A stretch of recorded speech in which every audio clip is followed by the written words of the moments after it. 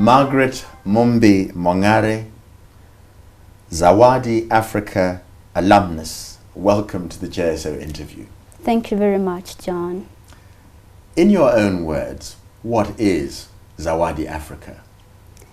ZAWADI Africa is an education fund that was started by Susan Mboya Kidero to help women, African women. It started in Kenya, but it's gone to Uganda and Ghana to help these women sort of like be able to get a good education from US colleges and also like some African colleges as well through scholarship assistance.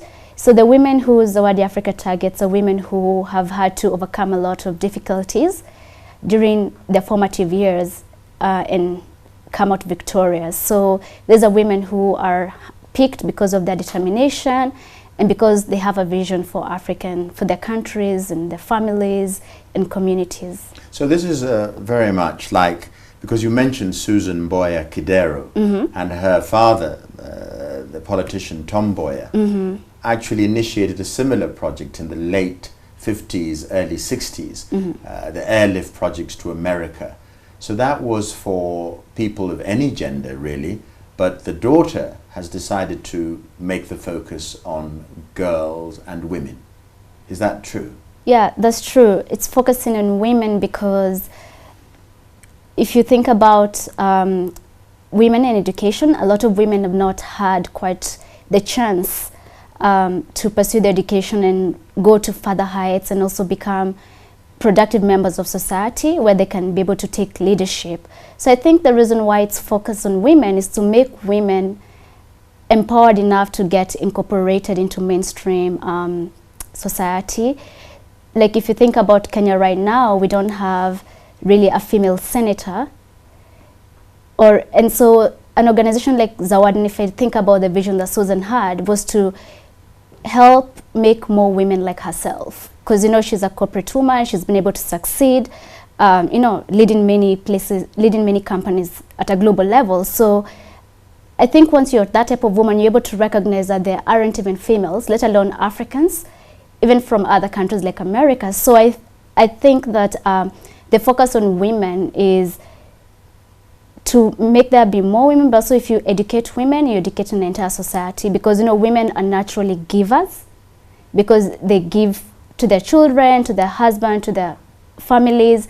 So I think that really shows. And if I think about the program you talk about, Tom Mboya, Wangari Maathai was a product of the airlift, and we can see what she did with the Green Belt movement and fighting for democracy in Kenya.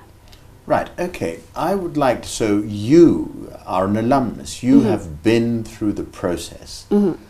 Tell us about your own experience. What process did you go through and what have you become?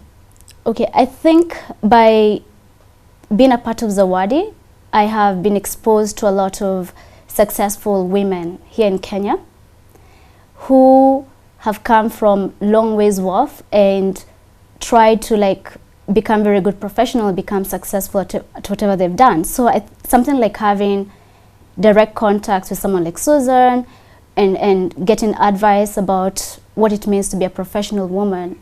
But can I be slightly more personal? I want Yes. your journey, your experience, because that's what is a sort of example to us all. I'm sure people watching would say, why is she giving this interview? What has she done?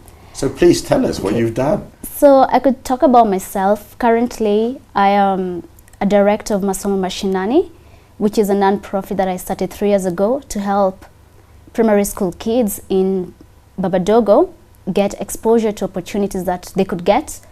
And these are children who live in slums. And for me, I think being part of ZAWADI, it's sort of like challenged me to think about what I can do for society. And I think innately I was that kind of person, but ZAWADI sort of like helps, you know, groom that idea of you're going to be a leader and you can do something wherever you're coming from. So may I ask, how did you become a part of ZAWADI? Of all the girls in Kenya, how did you become a part of ZAWADI? What did you do? I think I met ZAWADI along the way. I think I had my own personal goals and ambitions. I'd worked hard. You know, I went to primary school at Ruruta Satellite, which is in Dagoretti, and when I was there, I had a dream to go to Precious Blood, which I did go. So and Ruruta Satellite, Precious Blood, right? Okay. And then when I was there, I met a couple of people who mentioned about going to the US to study. And I looked at the universities and saw great opportunities, and I decided that that's what I wanted to do after I finished. And I started studying for the ECTs just on my own.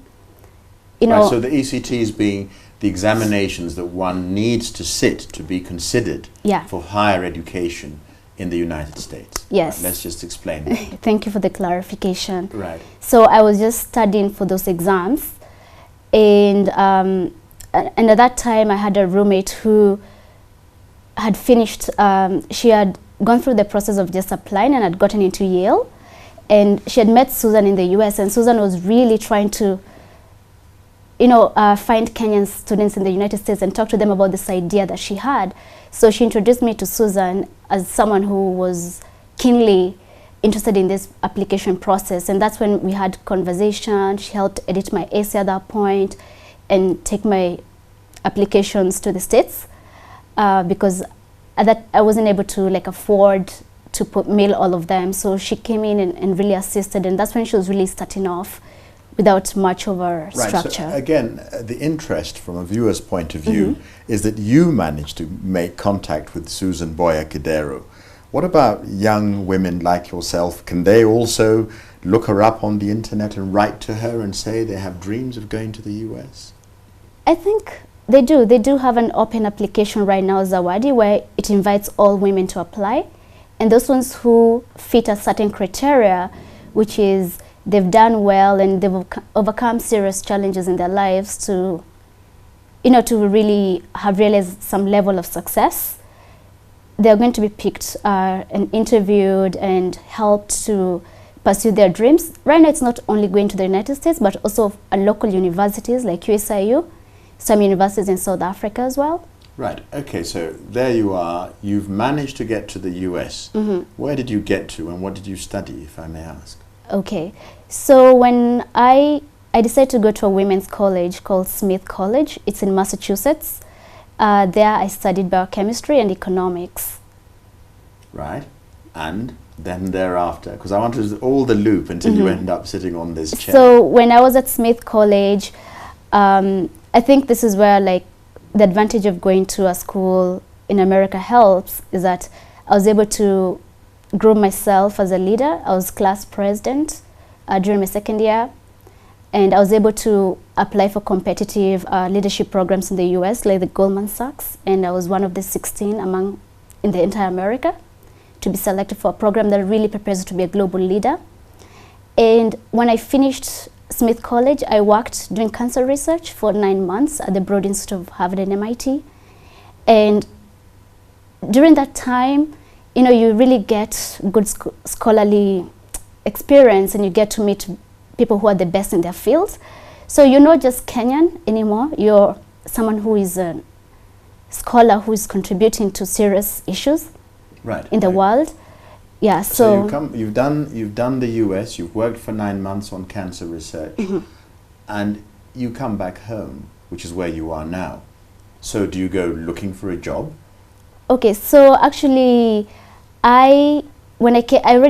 so during that time, I was also, as I was working, I'd already come back to Kenya after finishing my degree, and that's when I started Masomo Mashinani, because I'm a product of public school education, and I wanted to be able to, you know, help kids who are in those schools get exposure. So your idea of giving back was to start something, and what you started is what you now do as a day-to-day job. Is that my understanding? No, so what I do is something that I do from a day-to-day, but right now I am also like in graduate school.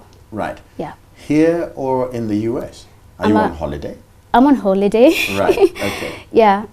So you'll be going back now, Smith College again? No, I'm at Stanford University. Right. Yeah. So you're now going to go to grad school, Stanford University. How long is that going to take? So already I've finished my first year. I have 3 more years to go. at the end of which you will come out with what kind of degree? So when I finish, I'm going to have a doctorate in medicine. And I hope to be able to use that degree to sort of like solve some of the health problems we have here in Kenya.